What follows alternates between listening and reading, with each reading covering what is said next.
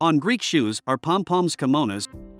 Malsuits are worn by China. The Austrians wear hats that look like Chico marks, but their pins are deer heads. Through the melting pot and westward expansion, jeans became a part of the American image. Blue jeans have been a symbol of egalitarianism in fashion, the working class, and entrepreneurship. If an angel took your hand and took you back to your best day, the day you felt most like yourself, you wouldn't be wearing a three-piece suit. Since the 1960s, Levi's, a trademark of Levi Strauss & Company, based in San Francisco, has been an important part of the American wardrobe. Each year, the U.S. alone makes up to 450 million pairs of jeans. But when did the humble jeans come into being? This story starts at the end of a dusty road that goes from San Francisco to Arizona. In 1829, a dry goods merchant's son named Levi Strauss was born to a Jewish family in Bluttenheim, Bavaria, Germany. It was there that he made the first Yankee-style shirt. Jews had a hard time in Bluttenheim because their homes were limited to a small area of town and they were taxed differently for their businesses and homes. Because of anti-Semitism, many Jewish families moved to the U.S., so Levi moved to Kentucky in 1848 and started learning the trade. When the gold rush hit California in 1853, he made his way there and opened his first store with his brother. Jacob W. Davis was born in Riga, Latvia, and moved to the United States in 1854. He eventually went west to San Francisco in 1856, following a similar path to that of Strauss. Davis then went to Canada to look for gold, to Nevada to sell things, and then back to Reno to work as a tailor. The railroad workers of the Central Pacific hired him to make things like tents, horse blankets. Some $68 on May 20, 1873, the U.S. Patent 139121 was given to Davis and Strauss. Their unique stitching on the back pocket was also registered as a trademark. In 1886, Levi's came out with its logo, which was two horses pulling apart overalls to show the company's overall strength.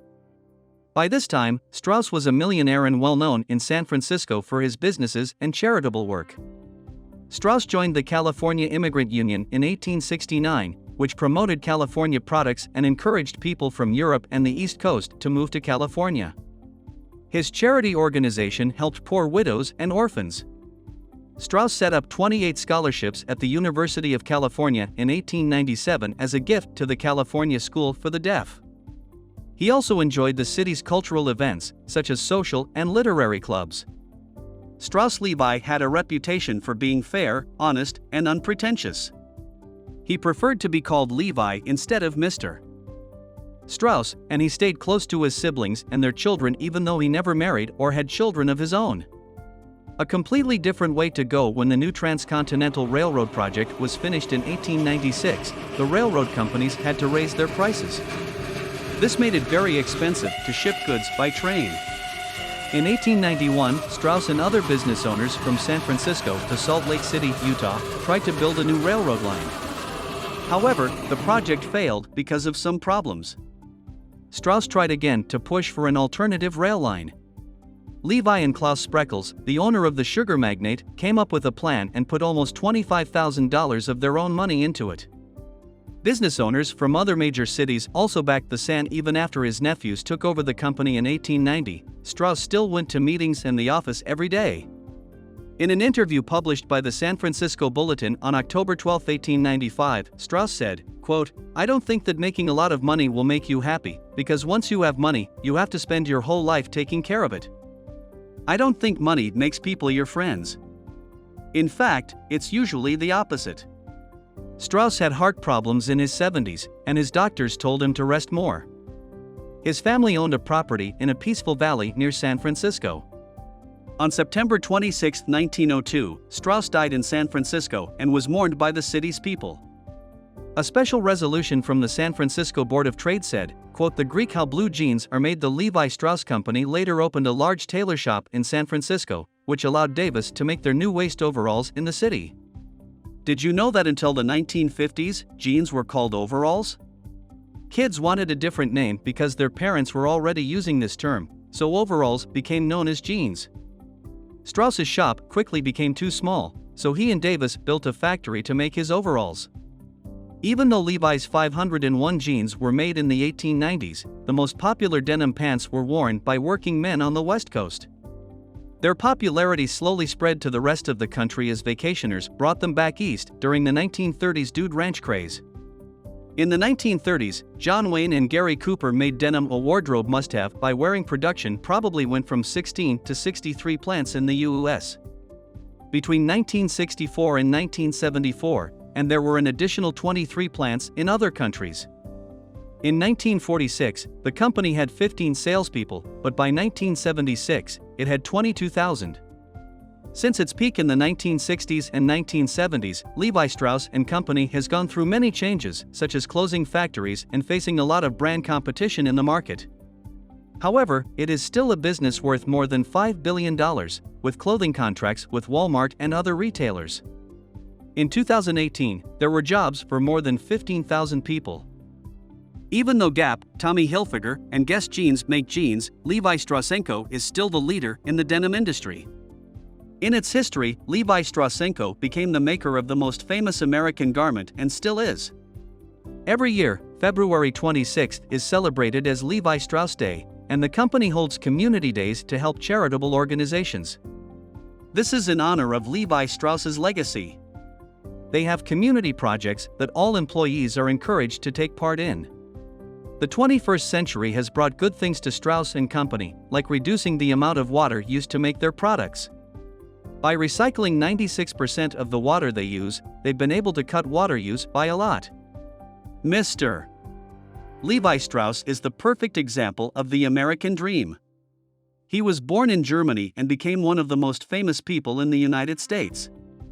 Levi Strauss rented his name to one of America's best-known and most loved products, Levi's blue jeans. Some interesting facts about Levi Strauss & Company are that their first jeans were called Jeans XX, after the best denim available at the time. In 1890, they were renamed 501, after the number of the lot where they were made. During the 1906 earthquake, the company's two factories and its original headquarters were destroyed. The famous singer Bing Crosby had a tuxedo made for him out of 501 No. 4, which was Levi's favorite fabric. Also, the famous American actor Cary Grant sent a love letter to Levi's public relations staff to thank them for sending him free shirts. My courage is low today, but I'm going to ask you to let me know if Levi Strauss ever comes out with a line of solid-colored, unchecked, metal-threaded shirts. If they do, I'll run to the store and buy one in every color. 5. There are a lot of movies in which actors wear Levi jeans, including Star Wars as Mark Hamill. Hamill, The Wild One with Marlon Brando, Back to the Future with Michael J. Fox, Brokeback Mountains with Mark Hamill. Heath Ledger and Jake Gyllenhaal. The Easy Riders are Mike Myers and Dana Carvey from the show Wayne's World. As a way to keep up their image, the company ran newspaper ads that showed a clean-cut kid wearing their jeans and said, "Right for school." Peter Fonda and the rest of the Sisterhood of the Traveling Pants cast was number 6. This message didn't get through to moms, and it made Levi look like a fool. Before belt loops were added in 1922, jeans had cinches and suspenders. In the late 1800s, Levi made another type of jeans called 201, which was less expensive and didn't last as long. When Levi jeans were first made, they had rivets on the crotch. During World War II, when metal outfits weren't allowed, the rivets were taken out. 10. A pair of Levi's jeans from 1879 is kept in a fireproof safe that only 2 people at the company can open. The jeans are thought to be worth around $150,000.